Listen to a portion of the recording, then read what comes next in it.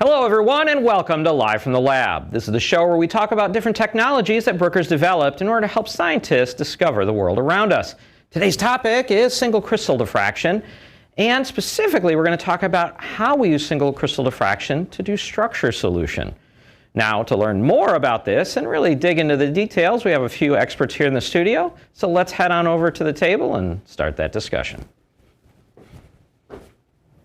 Good morning, Ashley and morning, Michael. John. Good morning. Thanks for joining us. Always Happy glad to to be be here. All right, yeah, always a pleasure, and thanks everybody out there for joining. Now, during our broadcast, as normal, if you have any questions, go ahead, type them there in the side of your window, and we'll get to them at the end of today's discussion.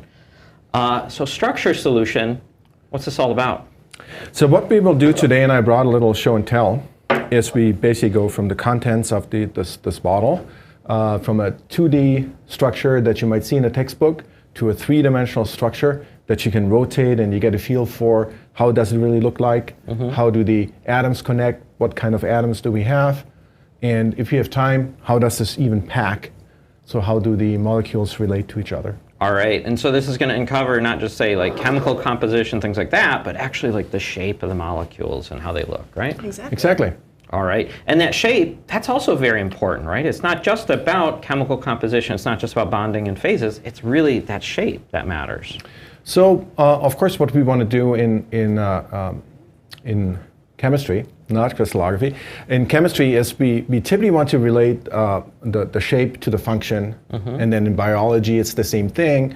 How does a small molecule, if we're talking about an API, medicinal compound, how does that fit into the active site of a protein, for example? So relating form and function is always very important in chemistry. And it's not only about efficacy, it's not just saying, is this going to work better or worse? It's actually, is it going to work, or even is it going to be a poison? Exactly. Right? Yeah, there are some cases, and especially when we talk about chirality, where one form of the molecule is a poison, and the other one is a medicine, and it's all about handedness, where you have basically the same chemical compound, but they're not mirror images of each other. Yeah, yeah. So why is SCD the right technique for doing this? Why single crystal diffraction the right one? Single crystal is interesting because it's really an ab initio method, so we do not need a lot of information to be able to determine a structure. The only thing we need is a crystal. So when you open this will look like a powder, but it's actually nice crystals when you look at them under the microscope. So that's the prerequisite. If you cannot crystallize it, you're out of luck with single crystal. If you get a crystal, it can be very small. We can do crystals down to maybe only a few micrometer. Okay.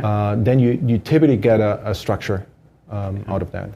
All right, so my background, I'm in material science. When I normally think about crystals, right, I'm thinking, number one, if it's not cubic, well, it's pseudo-cubic, right?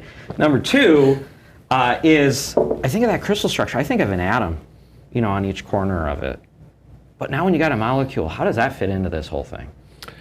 Well, molecules have bonds. You have atoms connecting, Okay. and they share electrons.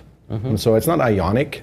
Yep. Maybe that's what you were referring to. Yeah. If you're not only looking at silicon, but you're looking at things like minerals, where you often have ionic structures. But in molecules, you have distinct distances between atoms, and then you have electrons that are shared in the bonds, and then you have single bonds, double bonds, you have bond distances. That also tells you a lot about the reactivity of compounds. You have, of course, atoms like oxygens, oxygen that is electronegative, that pulls out electrons, that can activate a carbon side for a nucleophilic attack, or all kinds of interesting things. And in the actual unit cell, where you're used to seeing maybe 2, 3, 4 at max atoms in the unit cell sitting on the corners of the faces, here we have multiple molecules within the unit cell. Oh, really? So then we just reduce that down to the asymmetric unit, or the smallest unit that repeats within the unit cell based on some of those symmetry elements. So mirror planes, rotation axes, screw axes, that kind of thing. So this is kind of like that whole lattice basis thing, where you still have that lattice, which is going to be the a cube or hexagon, things like that. But in materials, oftentimes we're saying like, oh, well, like there's one or like you said, two atoms. Here you got a whole molecule sitting there? Oh, yes. Oh, really? Yes. Wow. Let's jump in. All right, let's do it. So, yeah, I guess you've got a little presentation to show? Yes, we do. So here is a molecule, bispyrazolone. That's this bottle here. And we typically buy chemicals, or we get them sent by customers. Typically, when you start out the process, you want to have a little bit of information. You typically get either a 2D drawing or the formula. So this is just out of manufacturer's website how this will look like. And we were a little amazed that when we started to look at this, that there's no crystal structure reported. So what I'm showing here is PubChem gives us a little more information, also a structure, in this case not a crystal structure, it's a structure that was calculated. And that gives you an idea that this is not just flat. Large parts of the molecule, you see the phenyl ring and then these 5-membered rings, they're pretty flat. And then they're connected at these carbon atoms, these sp3 carbon atoms, and that's why you get that kink. Okay. So we should expect something similar when we do a crystal structure of this. All right. So this right here, what we're looking at, this isn't a measurement. This is like they took that structure you had before, the connectivity, and then based on that, did some calculations, and then this is what they believe. Yeah, it's an in silico structure. Right. Yeah. All right. So what we do then when we have these, we mount these crystals on a little capped-on mount, and then we have to put them into an instrument to collect data. This is a D-Adventure, one of our single crystal instruments. On the right side, you see the source. It's a microfocus source. Then in the middle, there's the goniometer. This will eventually hold that sample, and it will rotate that in all directions. They're really, really very accurate and precise. All these circles will meet in a sphere of confusion of about 7 micrometers. So that's very important because we have a very small 100 micrometer X-ray beam to keep the crystal in the center of rotation at all times. Then we have a detector that weeds out the diffracted pattern. Yeah. Now these micro-focus sources, these are actually like a pretty important thing these days, huh? They're important because they give really high flux density, so a very strong beam. And the nice thing about those is that they require only very little electricity. They run at like 80 watts. So almost like a strong LED, Right. They are all air cooled. It's all solid state, so that makes them very reliable. There's no maintenance. They have long warranties. Yeah. So compared to 15 years ago where you had water in the system, water is always a problem. If it's just algae growing, we all know that. With these new systems, also the detector is air cooled. Everything is low maintenance, is air cooled. The whole system actually pulls about the power of a coffee maker, so maybe even a little less. And that also means that you're always going to get the same result. So if you go, you do all this work, you publish the structure, somebody comes back, an editor or something like that says, hey, could you redo a measurement or could you check something? You know the systems can give you similar intensity, it's going to give you similar results. Exactly. Very reproducible. Yep. They're very stable and they don't really decay. Yep. All right. So I mean, instruments just as important, right? Garbage in, garbage out for any refinement. Yeah. So in the next slide, you will see this is the crystal we mounted. It's about 100 micrometers in the longest direction. It's a nice crystal. We always look for crystals with nice faces. Should be sparkly, no inclusions. As a reference, my hair is probably 80 micrometers, so it's very small, although it appears pretty big here on the screen. And what we do is, while we rotate the crystal, we shine X-rays on it, and then we read out. So this is the diffraction pattern. The diffraction pattern itself is actually the Fourier transform of the structure itself. We then determine the unit cell. Basically, we know where the spots are. We then integrate to determine the intensities, and then scale and correct for absorption. What we have in the end is really the information is reduced to a pretty small file where we have, for each unique reflection, we have its position, we call that HKL, and then we have an intensity and a sigma. And from that, we use that file then to recreate the electron density map. So solving a structure is basically doing a Fourier synthesis back from, the diffraction pattern back to the structure itself. Okay. And this is what structure solution is.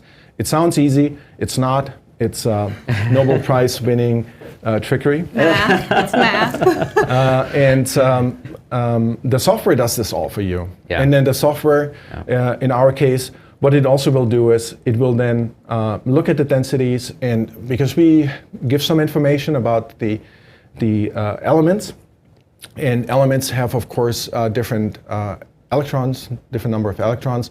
Oxygen has 2 more electrons than carbon. I guess.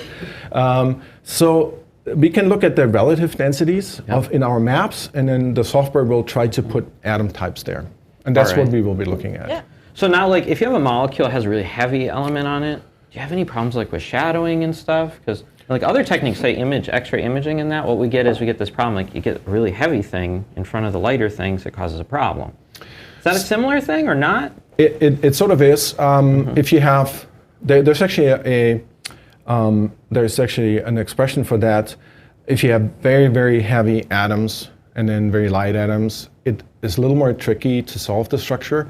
There is an expression that says uranium solution, where basically one atom is so heavy that it dominates the structure so much that it might get tricky to solve that structure. The way Fourier transforms or Fourier synthesis work, you get Fourier ripples. So if you have very heavy atoms, you get truncation problems, and you might see electron density close to that atom. That is an artifact from the calculations. All right. So we got a solution for that. Yep. That's great. All right. All right. So just real quick, I've got a QR code here. So on the left, you can download the data that we're going to go through. And on the right, you can download ShellXLA, which is the software, the free version of the software, the refinement package. So if you'd like to follow along at home, quick grab these QR codes, and then let's go to Apex, and we can all solve this together. So this is that same page we were looking at on the PowerPoint. All I've done extra is I added on the right a little bit more information about our formula. So originally I just had carbon.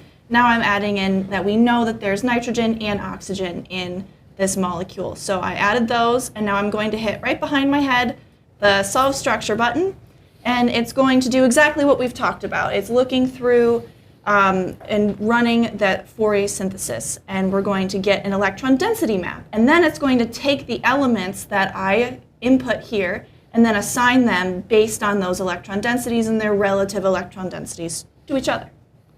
All right.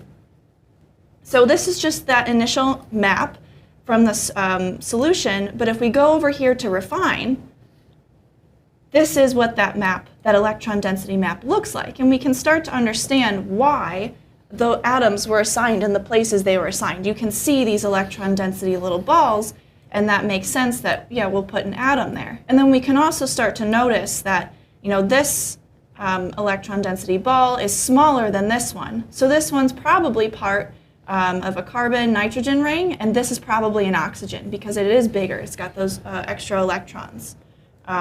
So if I turn back on our bonds and our little atoms, and then I run a refinement cycle, just really quick, we can now start to see, if I turn off the initial electron density map, I can now show you a difference map.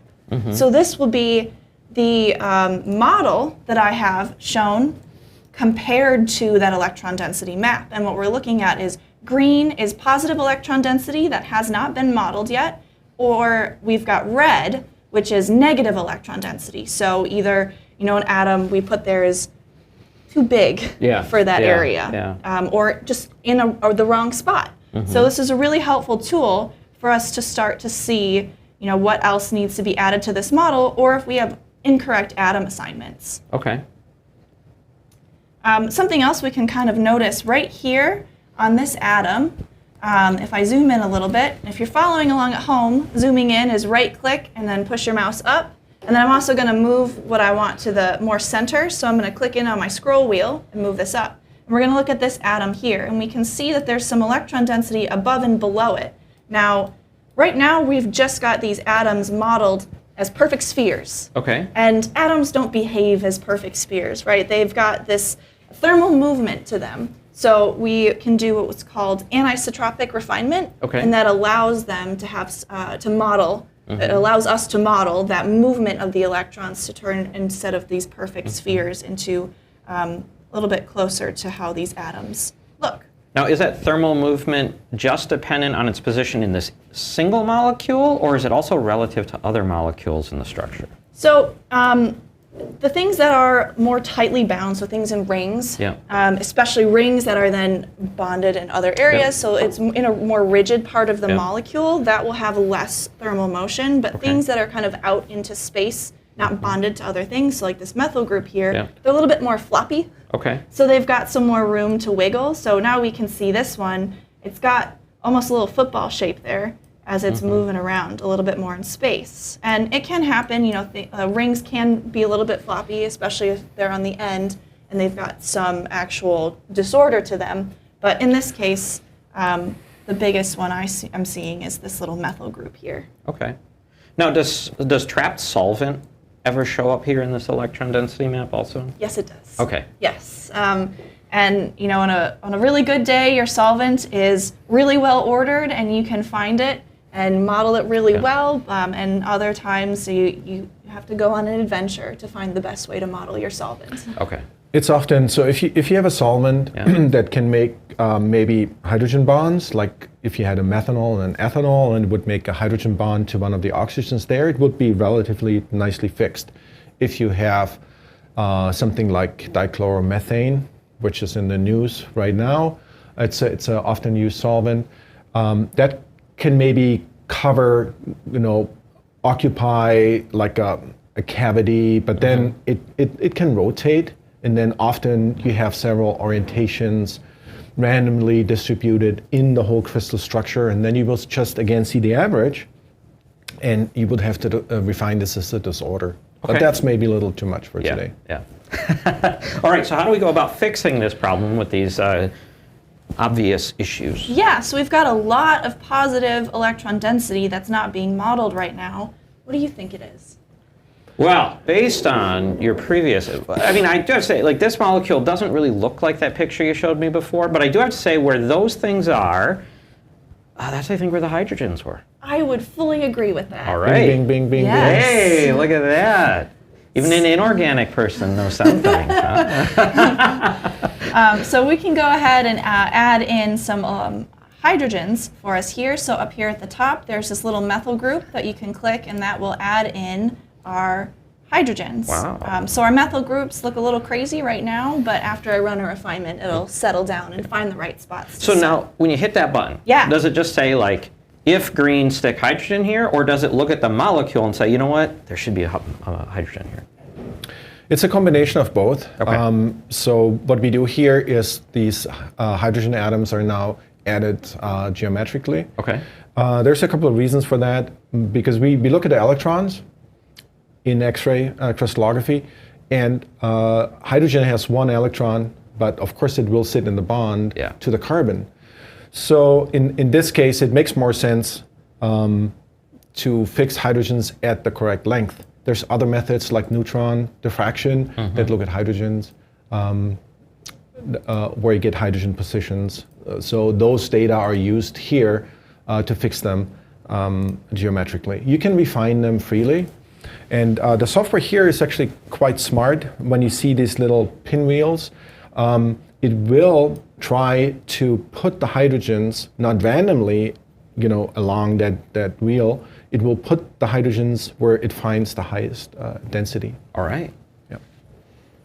So it's a combination of both. All right. So now the green is still there. How do we make that go away? Yes, so I've just added this to the model, Yep. but I haven't actually run a refinement on the model. Okay. So you have to run a refinement first. I actually quickly went back because I forgot to do this, but I relabeled the atoms. So when you add in your hydrogens, they're named based on the atom that they're bonded to. Yep. And I forgot to relabel them. So if you need to relabel everything, just go up here to Shell X and then automatic labeling. And that's how I did that really quickly. But to run a refinement, just run the lightning bolts. And this will run a refinement cycle for you. And it hasn't updated the model here yet because it's giving you the opportunity to load or say, oh crap, I forgot to do something, and cancel. So we're going to hit load here. And now we're going to see this new updated version of our model. And it's close. Now that was pretty quick. So are you really using the laptop, or is this like connected to the system over in your lab? No, this is really my laptop. Yeah, it's quite quick. Okay. I'm running 10 least square cycles right now. Nice. Yeah. But we're close. But what do you see? I don't like it. Yeah. Me either. Now, I mean, the green seems to have gone away a lot, but now that red really kind of sticks out, especially some of those bigger red areas. That's right why here. there's green and red. So there's green and red. So actually what's going on here is this is, the software assumed that this was supposed to be planar because it's almost planar, this ring. And so it put the hydrogen in a place, assuming planar. Okay. And now we actually find from our electron density map that this is actually a bent, non-planar orientation of this hydrogen. So I'm just going to right-click on our hydrogen and delete it.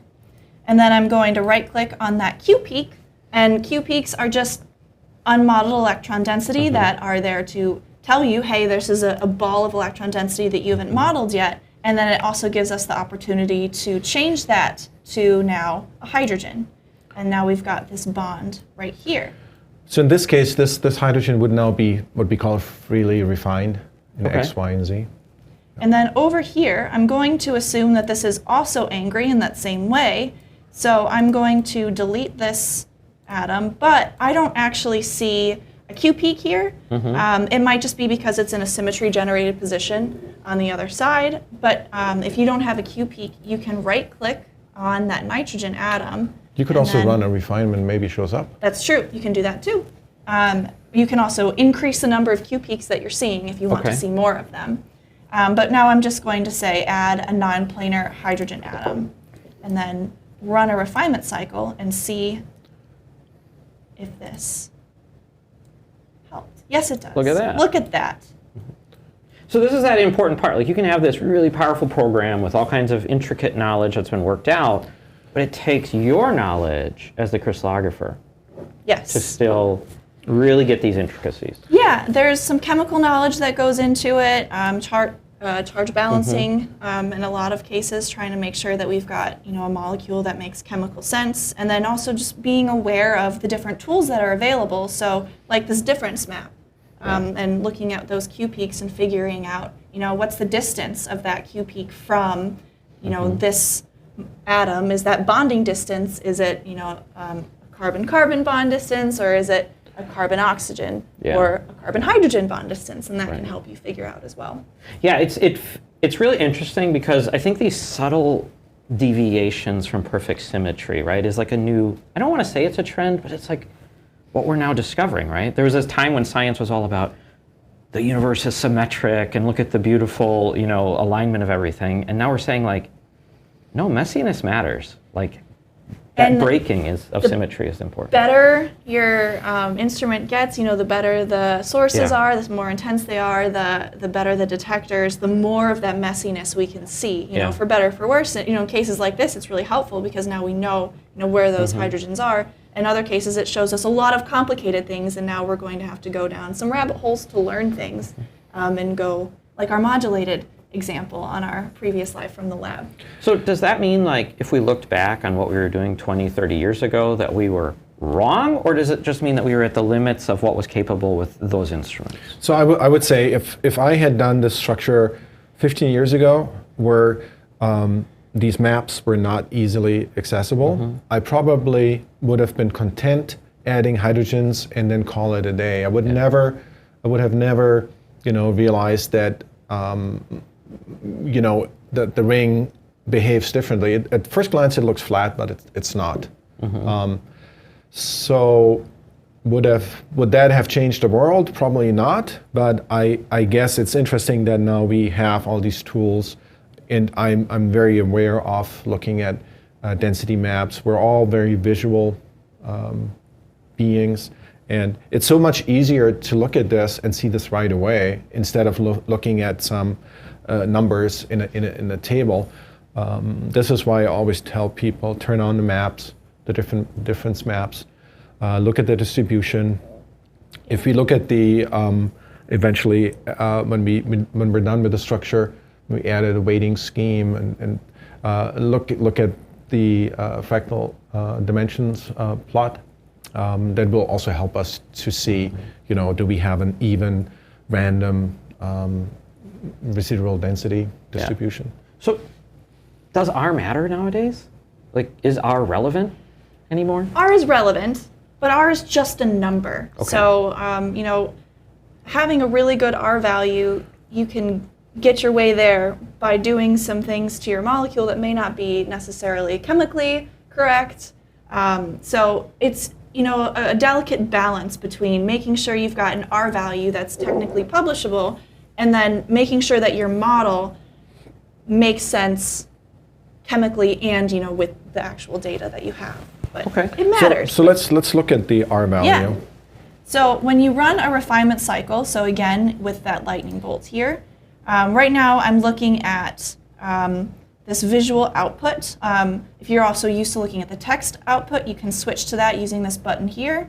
And then what we're seeing is our WR2 and our R1 values. So right now our R1 is about 3.8, 3.9%, and our WR2 is about 12.5%. So these are quite good for R values. So can I see what happens if you actually turn an oxygen into a nitrogen? Yes. Okay, so let's load that refinement. Now remember, we were at, if you ever forget what your R values were, if you scroll down to the bottom of this res file, there's a line that will tell you. So our R1's 3.8, WR2 is about 12.5. So let's change this oxygen. What do you want it to be? Nitrogen, just one electron. I was going to say uranium. All right, so let's make this a nitrogen and run a refinement cycle. And now we've gone up 1 full % on our R1 and 2, 3 on our WR2. Okay. So you can already see, in your R value, but this is still an acceptable R value, right? You could get this published just based on those R values. But as soon as somebody opens this up, this isn't something you would want to go. That is, that's so dramatic. Like you said, I mean, R value, look at it, you're like, it got a little worse, but then that doesn't help you. It doesn't tell you this is what's wrong. That's so easy. Yes. Yes, I always tell people I care more about the difference map because I know they still are going to care about that R value, and I want them to care a little bit more about this difference map. Okay. So we would switch that back, and then we'd say, oh, it's all great. And then is this, so now we're ready to publish it, so we would run it through the report maker or whatever? Yeah, so you can create a CIF. So you can do that by going shell X and insert acta, and that will, see, now it's telling me things that are incorrect. So when I first created this model, I just said there was one of everything, and obviously there's more than one of everything. Yep. So you can quickly update that unit instruction. Oh, and I'm seeing that right here. So we're saying with a Z of 8, we've got one of everything, so 8 of everything. So under shell X, we're going to say update unit instruction, and now it's going to give us that correct number of those atoms in our unit cell. So now, that is quite different than that picture you showed before, the calculation of this V-looking thing. That's the twist. I almost forgot the twist. You want to talk about the twist? Yeah, so the first thing that you really notice here is that bending, right? That overall shape isn't the same. The connectivity is almost correct compared to what we saw before, but the bend is different. And the other most important thing is right here on our initial model, on the 2D drawing that we were shown. Those were SP3. and they had a hydrogen. Yeah, so these carbons had hydrogens, and this was a double bond. So now we actually have the hydrogen isn't right here, they're on these nitrogens, here and here. Slightly different. So is this like one of those scenarios where maybe it was the other molecule when it went in the bottle, but then as it sat in the bottle it changed, or what do you think? I think that by just sitting there, this cannot change. Really? Okay. And you know, the crystals, they're crystals and they haven't changed. So if you had a dramatic change like this, we wouldn't see these really nice crystals. That's why I'm pretty sure it's not. It has always been like that. It's also not just one crystal that we picked out. We did multiple, dozens. Okay. So that's your next approach. Now check another crystal from the same bottle, Yes. and then it would be maybe get a different batch or a different supplier. Then, of course, what you could do is we can do a powder, and we can see, do we have a single phase or do we have multiple phases? Is it a mixture of both? You can also do NMR. So we did that because we were a little confused. Yeah. Okay. So if I... Confirmation is always important, right? Yeah. I mean, Yes. Yeah, that's true. If one method gives you an unexpected result, then you'd look at other methods. And if we could see that PowerPoint slide, thank you. So here is a simulated NMR based on the structure model from the bottle. So we've got, this is the structure model from the bottle with the hydrogens right here. And then this peak corresponds to these hydrogens. And it's hard to see, but that's number 4 right here. So just above that 4. And then we can do, this is the model, the simulated NMR from the model we got from single crystal, where we've got the hydrogens on these nitrogens. And we can see here, there's clearly no peak. yeah, that's night and day right Yes, but those are just simulated Yep. NMRs. So then, of course, we had to collect some NMR data. So courtesy of our friends at UW-Madison, thank you, Ilya, we were able to collect NMR data on the crystals that we have, and you can clearly see that there is no peak there. there. Yeah. So it confirms what you guys had found. Yep. Yep. Interesting. We were right for a change. We were right. Now, if you did this the opposite way, you did the NMR, would they be able to give you that detailed look of the structure or know exactly that problem? Or is it that one of these things, oh, we noticed an NMR, now we should do single crystal to figure that, single crystal diffraction? I think with this molecule, it probably would be possible. Okay. I probably wouldn't be able to, but you know, if you have a spectroscopist that does that for a living, I'm sure they would be able to figure that out, but there's other molecules where it's not possible. Yeah. And these are used sometimes even for teaching, where you have an NMR and it's just, you cannot tell what the structure is from a simple organic molecule. There's so many different ways those things can pack. And then the other advantage of doing the single crystal of this is, you know, that bend that we saw in the calculated model, we don't actually have that in our true structure. So getting more information about how those molecules pack as well is helpful. Even if we wouldn't be able to locate the hydrogen atoms, we would be, from the angles, we would be able to tell this is not an sp3 carbon. Yeah. So collaboration is key, and you know, if you don't have the tool, like you know, we don't have the NMR here, but you know, you have a friend or a collaborator who does, and you use them, and that's the great thing about these tools being so widely available, NMR and SCD. So great. So with that, we're kind of at the end here, but we've got some questions that came in before. We also had a question that came up. Unfortunately, we did have a little bit of a blip here in our live stream, so we will be posting this video later. So if your questions do come up, you're watching this later, hopefully you followed along, you can send those questions into live.events@bruker.com, and we will get to them. Also, we do monitor the comments on these videos, so you know, go ahead and you post things there too. So the first question that we have that came in during the actual live broadcast is from Gustavo. When I refine structures that have copper atoms bonded to organic fragments, a residual electron density appears. What could this be due to? So it depends on, with copper, it's a transition metal. It's not too heavy, not too many electrons. Probably your absorption is not too high. If you have residual densities close to a metal, It's often what I said previously. It's a truncation error from the Fourier series. What you can do is you have to make sure that you do a good absorption correction, which also means it's always better to use very small crystals. If you have absorption, the smaller the better, because the absorption follows, E2, the minus, which means with making your crystal thicker and thicker, it really the absorption goes up exponentially. So very small crystals, that's good absorption correction. That's typically the best bet. Sufficient resolution. Resolution in this case refers to how large your diffraction angles are. The larger the diffraction angle, the better, the smaller the details you can see. So, and then at the end of the question, they also said, how can I provide an author's response? So I'm guessing here that Gustavo must be publishing a paper or something. They've gotten this comment back. So it's a pretty complex process now. What would we typically or suggest that you would tell an author or an editor, say, in that case? So, typically when you have the best thing is you will see these problems. Don't wait until a reviewer will come back with a question. If you see a problem in your structure, talk about it, and provide some insight what you think is going on. This is always my approach.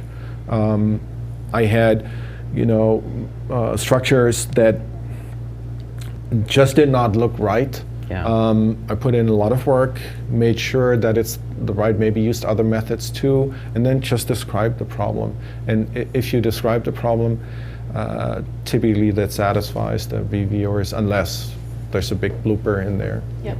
All right, so the next question also from Gustavo is, in certain cases, Q peaks for the hydrogen atoms and water molecules do not appear. Yeah. Which program can I use to introduce these hydrogen geometrically without having the Q peaks present? Yeah, so sometimes your resolution isn't quite there, or you've got some other problems in the structure, and sometimes I work through a structure in sections, so it's incorrect over here, but I know this part's correct and I want to add a couple hydrogens. So using that hfix command in shellxla and in Apex should get you the geometric orientations, and if you're familiar with the affix codes, you can also insert them yourself. So if you go to the ShellX manual, you can read through what the different values mean, and then you can get a rough idea of how to assign those hydrogen peaks yourself. So water is a special case because it doesn't make a bond. So geometrically, it's not possible to calculate where the hydrogens are. But there are databases about the geometry of water. It's very well known, the distance between the oxygen and the hydrogen, and then the distance between the hydrogens. ILIA, for example, at UW has a library of molecules. That's what I typically use. And then you put in this information without any density, and then you hope that there is some residual density that allows the software to refine them into the right orientation. It sometimes then again helps if you have a hydrogen bonding, and often even if you don't see any density, it will still wiggle its way in, and you see, oh, my hydrogen is now pointing towards a nitrogen in the molecule, and then you can be pretty sure, okay, that makes sense.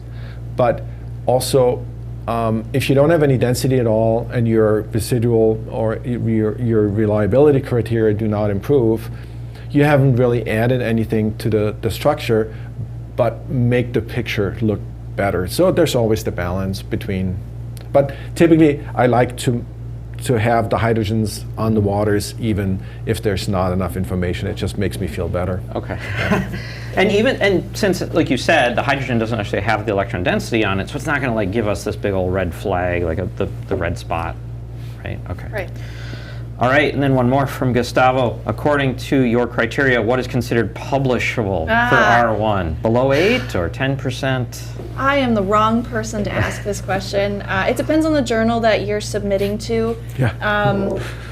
And some people will say below 3% R1, some below 5, and then, as you get into more and more complex things, MOFs, you get a little bit more wiggle room, 8, 10, it just depends on what you're going to talk about in the paper. So the higher your R value, the less you can make definitive claims about bond distances and how that affects your chemistry and maybe the properties that you're talking about in the paper. So just as that R value gets higher, be a little bit more aware of the claims that you're making and how that might relate to those distances.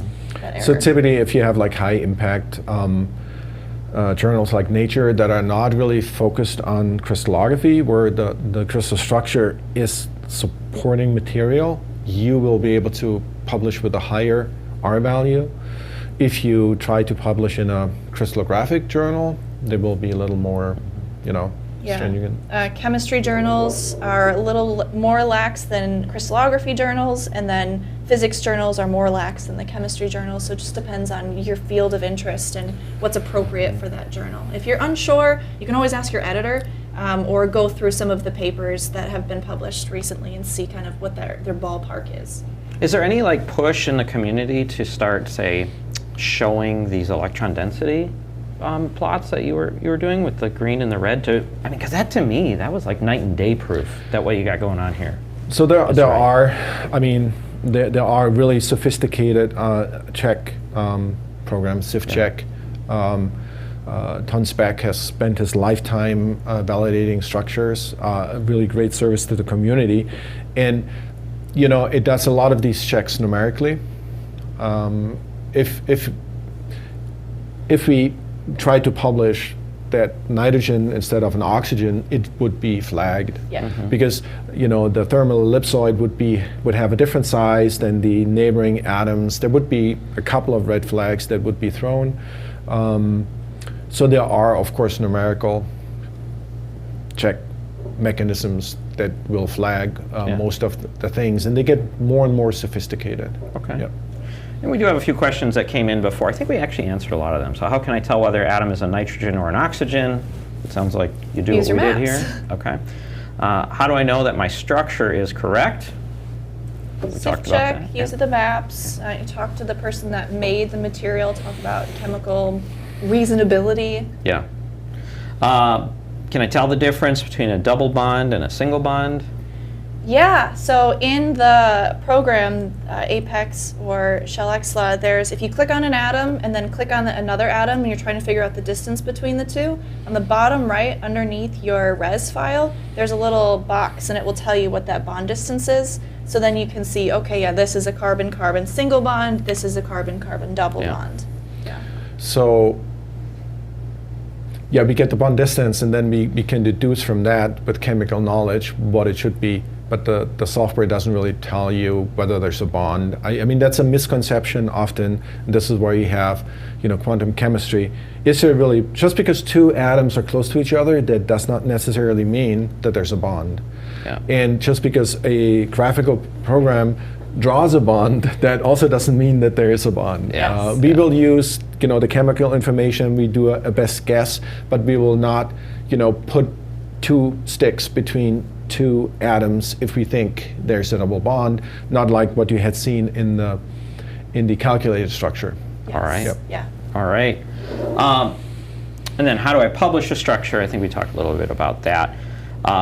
So thank you to everybody for sending those in. Those are from Harold, Lauren, and Shao. Now there's one more from George, and that's a good one to end on here. What is better? NMR X-ray. I think this is like a civil war at Bruker.